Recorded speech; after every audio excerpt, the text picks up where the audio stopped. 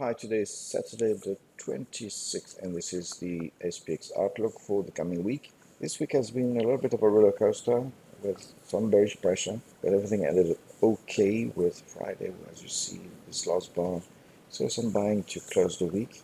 Before we start, maybe also to recap what has been on my mind over the last couple of weeks is that we've had recently a very strange volatility behavior, and there are some explanations.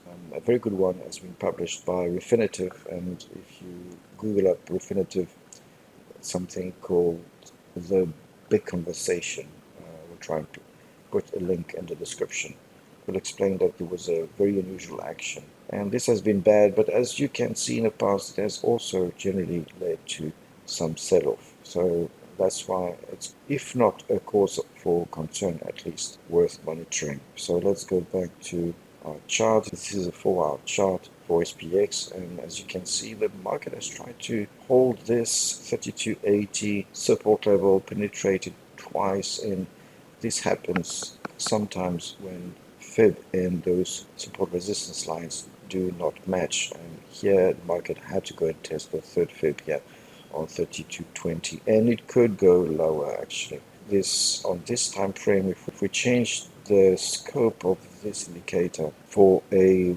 variant that only looks at short term, and this one looks like it's ready to go lower, we have this as a pivot 3280, and the market is eventually going to go for 3125.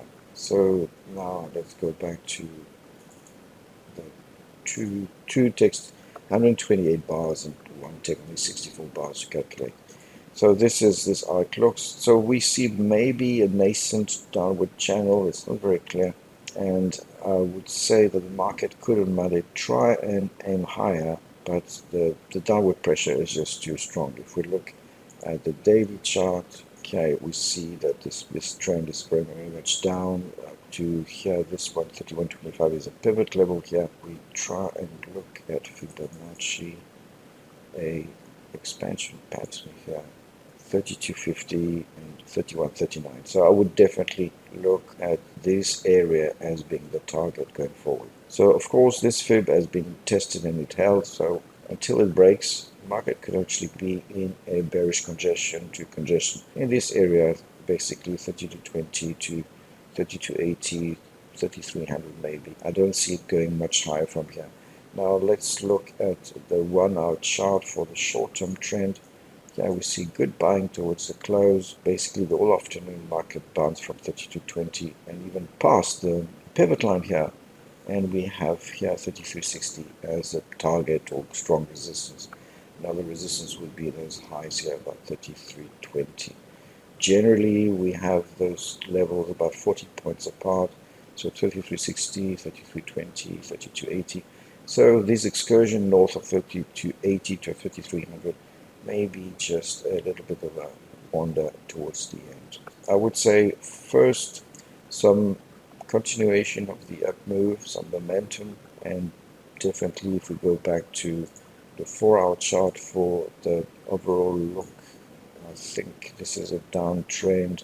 We've got a kind of a channel forming, so the market should go down to 3220 and lower. Don't pay too much attention to this first indicator here because of the unusual, not to say crazy, vol behavior.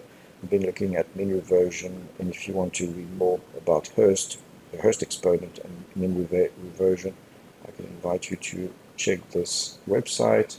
It's quantstart.com, and it explains the calculation. Basically, when the Hurst indicator is below 0.5, the series is mean reverting. 0.5 is a geometric bounding motion, so basically a random walk, and when it's high above 0.5, then the time series is meant to be trending.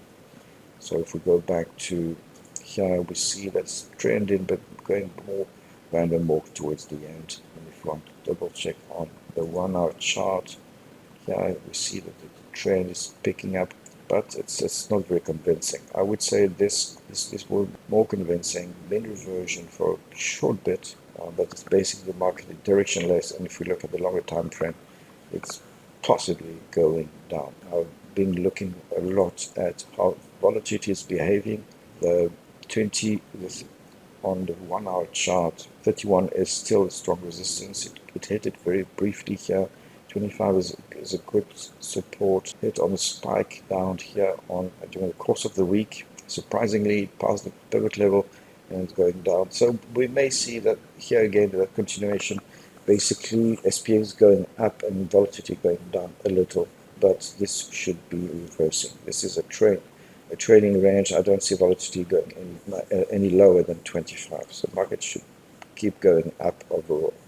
Right, that's it for now. The next video will be on our current trades. Thanks for watching and bye.